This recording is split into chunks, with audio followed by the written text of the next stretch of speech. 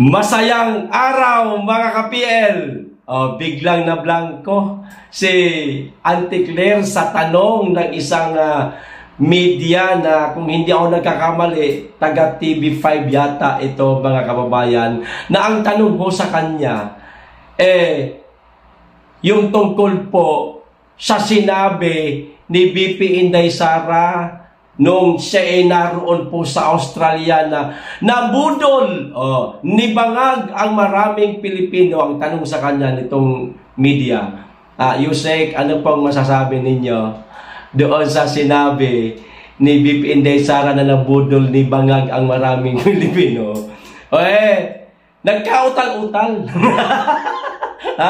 Hindi kaagad nasagot, na blanco pati mga kababayan. At maliban o dyan, meron pang naging unang katanungan itong medyang ito. Yung tungkol naman po mga kababayan sa meron bang regret o panghihinayang itong si Bangag na nakatandem niya si VP Inday Sara noong 2022 election. Ito po ang naging sagot ni Auntie Claire mga kababayan. Panuorin po natin at bigyan na rin po natin ng matinding reaksyon si Auntie Claire mga kababayan. Lalong-lalo na ho dito sa pambubudol ni Bangag na nagbubulag-bulaga na naman itong si Auntie Claire. Para lang maipagtanggol niya yung kanyang among Bangag. Mga kababayan. Ito na, panoorin na po natin ang video. Magandang hapon, Yusek. Yusek, going back on VP Sara's statement, on the part of the President, meron ba siyang regrets also na nakipag-team up siya with the VP? Wala po ako nadidinig sa Pangulo na siya po ay nanghinayang. Kung siya man po ay nakipag-team up sa Vice Presidente. Sa ugali po ng Pangulo, hindi po natin madidinig ang ganung mga klaseng negatibo mula sa kanya. Wala po tayong aasahan na anumang paninira kanino man. So, yan po ang Pangulo. Kung may nagsisisi man na sa kanya ay maka-team up siya, it's their loss, not the President's. Last na lang. Kasi tinawag ni VP na budol yung ginawa daw ni PBBM. Your thoughts on that? Budol? Talaga?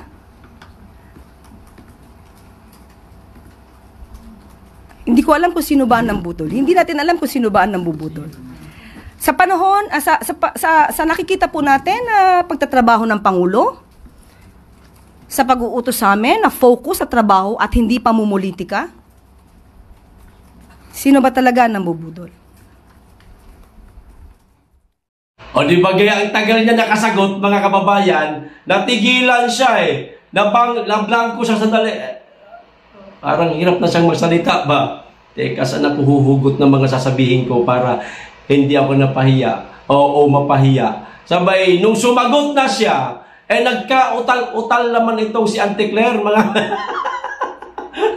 ganyan talaga kapag wala kang masabing maganda sa amo mo. Ibig sabihin, wala kang masabing maganda sa tao na nagawa nitong amo mo. Kaya naganda utal-utal itong ali. Ngayon, nagtatanong siya, di ba mga kababayan, kung sino daw ang nambudol. Auntie Claire, imposibleng hindi mo alam. Huwag kang magtanga-tangahan, huwag kang magbulag-bulagan. Siguradong alam mo lahat ng mga ipinangako nitong amo mo noong bago pa lang siya manalo. Election pa lang. Ilan lang ito sa mga sinabi niya bago siya manalo o hanggang sa nanalo na siya. Yung iba dito sinabi niya noong SONA o noong nakaraang SONA. Ilan lamang po ito mga kababayan na nahanap ko. Kumbaga, isasariwa lang ho natin mga kababayan. Ipapaalala natin dito kay Auntie Claire itong mga sinabing pambubudol ni Bangag. Auntie Claire, makinig ka, ha? Makinig ka. Kung hindi mo alam kung sino ang nambudol? O eto, una, nung eleksyon, Auntie Claire, eleksyon pa lang, ang laging ipinagmamayabang nitong si Bangag, alam mo kung ano? Baka hindi mo alam. Ako na magtuturo sa'yo. Hindi ako abogado. Ikaw, abogaga ka. Una, sama-sama tayong babangong muli. Ano ibig sabihin yan? Hindi mo naintindihan, di ba abogada ka naman? Sa sinabi niyang yan, diyan umasa ang mga Pilipino. Yan ang isa sa dahilan bakit siya ibinoto ng mga Pilipinong higkahus sa buhay, lalo na kami mga mahihirap. Kasi ang aasahan namin, babangon ang Pilipinas. Matatapos ang kahirapan. Hindi man yumaman ang bawat isa, kundi magiging magaan ang buhay ng bawat pamilyang Pilipino. Higit sa lahat, magmumura ang mga bilihin, hindi tulad ngayon, mapapamura ka sa mahal ng bilihin. Sama-sama tayong babangon muli. O nasaan na? Nasaan na yung babangon? Auntie Claire, pakisagot mo ako. Putang, dapat din nyo kami imbitahin niya sa presko ninyo. Kami mga vlogger, para kami mismo ang magtanong sa inyo. Ang mga iniimbita ninyo, yung ibang mga mainstream media dyan, hindi ko naman nila lahat. Mga merong padulas mula sa inyo yan kaya walang sinasabi ang mga yan Oo lang ng oo, tango lang ng tango, sunod lang ng sunod. Aso ka na nga, may aso ka pa. Sama-sama tayong babangon muli. Anak ng yawa, kayo-kayo lang ang bumangon. Sila-sila lang mga nakaposisyon ang bumabangon, gumaganda ang buhay. Samantalang ang mga Pilipino, katulad namin mga pobre, hirap pa rin. Kaya kami nag-iingay ng ganito para kalampagin ang gobyerno, gumawa siya ng mabuti sa kapwa niya, sa mga kababayan niya, gawa niya ng solusyon. Etong napakamahal na presyo ng mga bilihin, isa yan. At ibangon niya siyempre ang Pilipinas. May pagbangon bang nangyari, Ate Claire? Wala. Pangalawa, 20 pesos na bigas.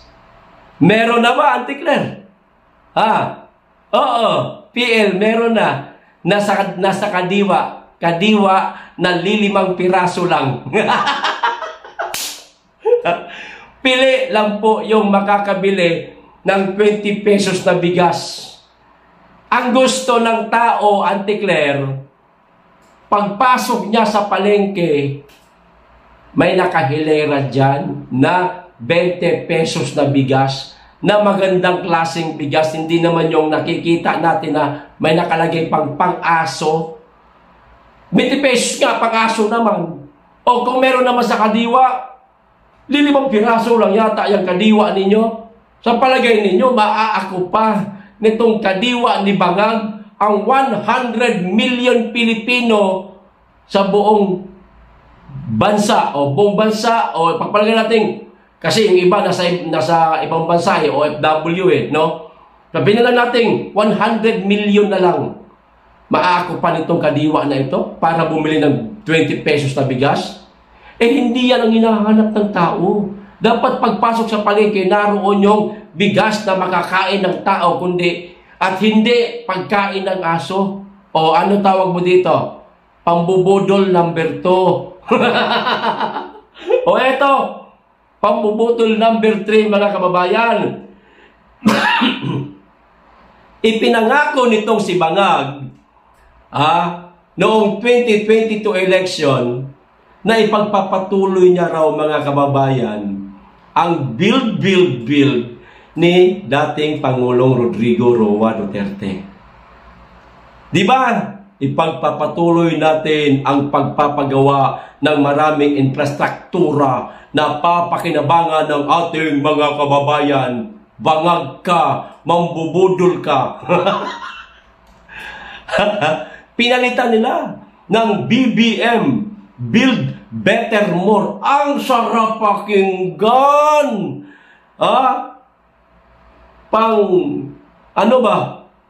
pangmalakihang proyekto ang datingan. Build better, more. Aba, mas hihigitan pa ang mga nagawa ng dating Pangulong Duterte. Ang tanong, meron ba kahit isang poste? Auntie Claire, ang nakikita namin ngayon ng mga nagawa nitong amo mo, hindi namin sinasabing wala siyang nagawa. Meron din naman. Kaya lang, mga minor project lang. Tulad nitong mga internet na naibigay niya sa mga piling lugar pa lang. Kung di ako nagkakamali, 2 pa lang yata ang nabag sa kanila o nabigyan nila nitong Starlink na internet. 2 pa lang. At itong isang ticket ng MRT o LRT ba yun? O, 4 ang sasakay. Hindi naman permanente yan.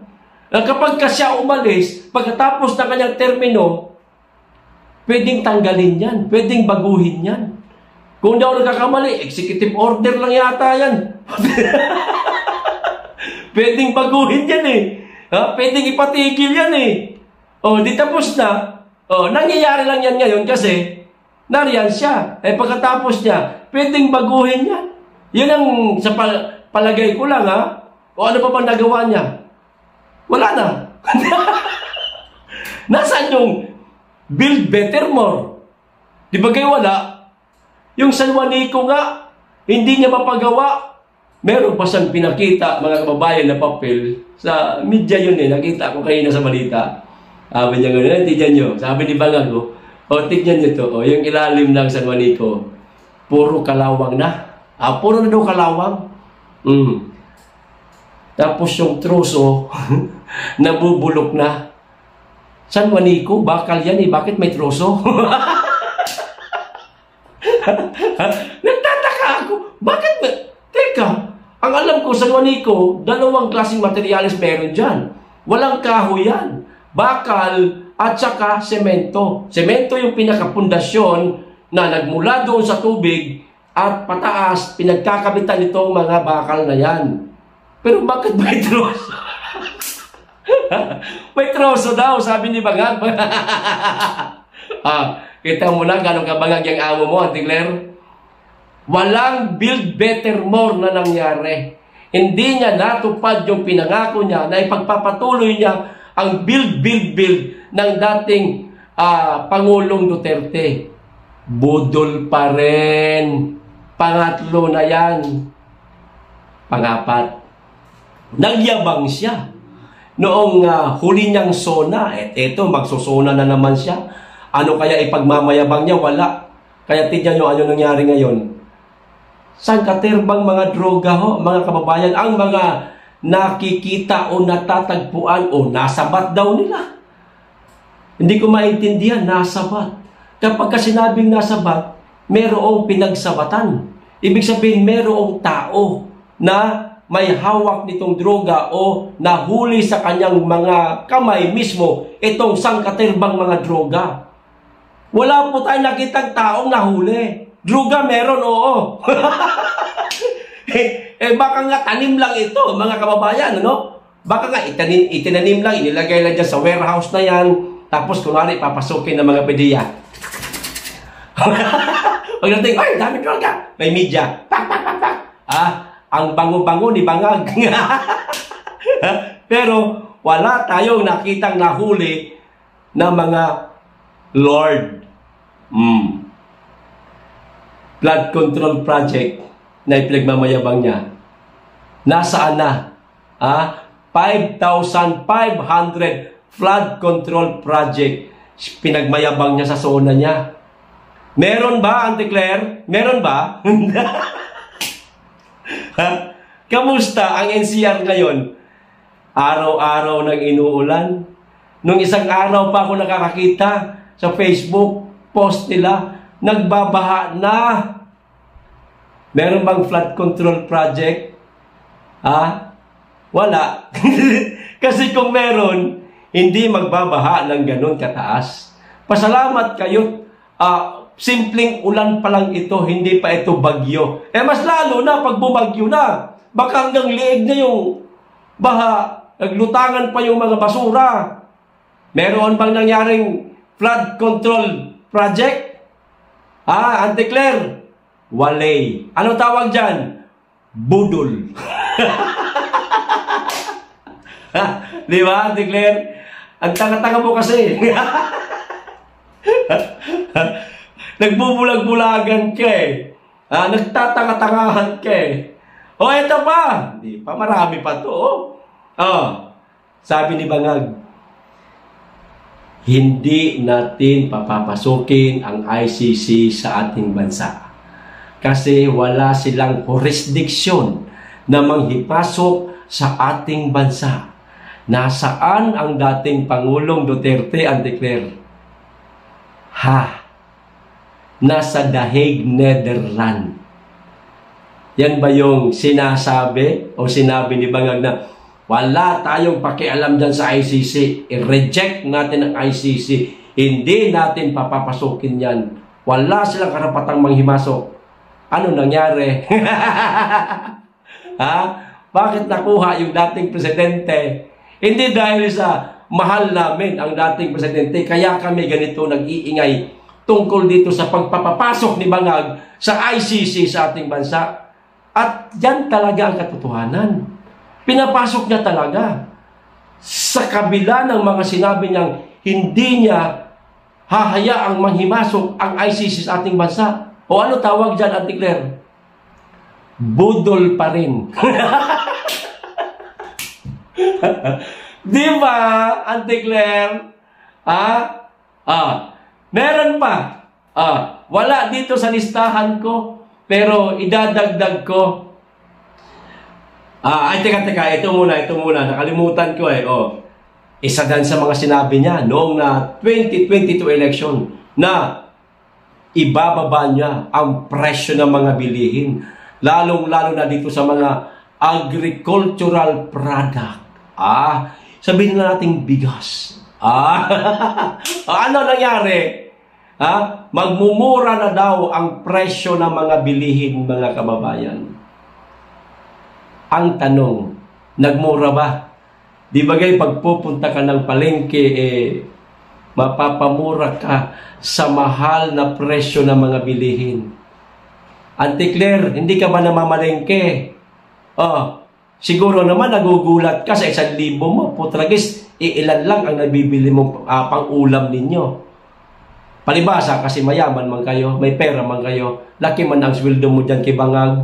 Kami mga pobre, reklamo talaga kami sa 1,000 namin, ito lang yung nabili namin. Di mo nararanasan yan kasi may pera kayo eh. Kami mga pobre, danas namin yan. Kaya kami nagrereklamo sa napaka-mahal na presyo ng bilihin. Auntie Claire, anong tawag dyan? Pambubudol pa rin. Pambubudol. Nabubulol na tuloy ako. Pambubudol pa rin. At hindi lang pambubudol, kundi sinungaling pa yung amo mo. Panahon ng KOJC Seeds. Sabi niya, walang mga baril ang pumasok ng mga pulis sa compound ng KOJC. Los. Wala daw. Napakaraming puta, may supit-supit nga si Torre na Armalite sa likod eh.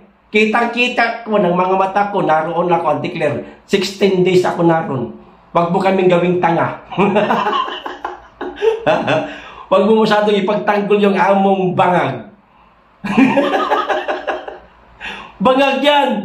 Pag ang Bangag ipagtanggol mo, ikaw naman hindi Bangag, Bangag ka na rin ay may tuturing. Ganon yan, Auntie Claire. Di ba? Hindi lang mambubudol, sinungaling pa. Ay, nako. Ilan lang yan sa mga naalala ko, mga kababayan. Kumbaga, stock knowledge lang ito.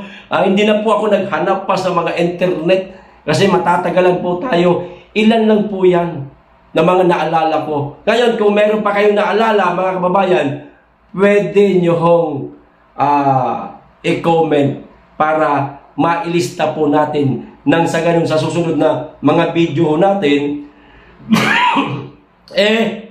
masabi ho natin at maisampal palitan natin ito na pagmumukha ni Auntie Claire. O, di ba? Ngayon, kaswertihan naman mga kababayan. No? Hindi ni Bangag ha. Hindi ni Auntie Claire. Yung mga yan, sila, Bangag, Auntie Claire, yung administrasyon niya, walang ibang gawin yan, mga yan, kundi pambubudol na lang. Pagsisinungaling, pabugi na lang. Kasi malapit na po ang SONA. Malapit na, kailangan nila magpapugi ng matindi ngayon. Kaya nga, tingnan nyo, napilitan magbagsak ng mga internet Starlink sa mga ibang lugar para masabi niya yan sa ano niya, sa SONA niya, mga kababayan. Tapos yung ospital sa Marawi, pinamamadali niya. Kamamadali mo, puta na, baka masira, baka gumuho yan, Bangag. Baka gumuho yan. No. At etong 20 pesos na bigas sa sa kadiwaan niyang 5 piraso, mangyayari to mga kababayan. Isa yan sa mga ipagmamayabang ni Bangag. Sigurado yan sa darating na SONA. Lapit na, next month na ho magsusona na siya Sigurado ho yan mga kababayan. Ipagmamayabang nila yan. Pati itong mga sangkaterbang drogang nakita dyan, na wala man nahuling mga drug lord. Kundi mga pulburon lang, mga sabuyas lang nandyan. Yan lang. Tuloy, naghihinala ang taong bayan. Baka tanim lang yan. Gamitin na naman yan sa SONA. Sabihin marami sila nasabat na mga sabuyas. Pero ang totoo, baka tanim-tanim lang para meron silang pampapogi. Wag nga kami, Auntie Claire. Wag mo kaming inuutakan. Mas mautak pa kami sa iyo. Sa totoo lang. Bakit? Bakit ko nasabi? Alam naming Bangag yung mama na yan Pero ikaw, todo depensa ka. Alang-alang sa kalansing ng pera. Totoo man yan. May sweldo ka dyan baka meron pang maraming mga allowances ka dyan. Allowance dito, allowance doon. Kalansing ng pera. Eto mga kababayan, good news naman tayo. Etong aking tiyuhin na si Tito J. Sonsa.